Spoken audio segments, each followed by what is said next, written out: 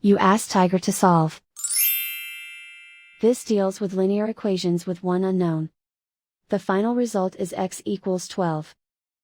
Let's solve it step by step. Group all constants on the right side of the equation.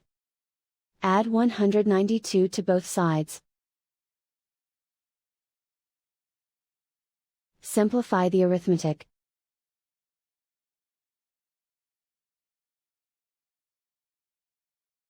Isolate the x. Divide both sides by 16.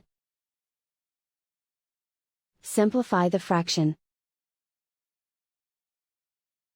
Find the greatest common factor of the numerator and denominator.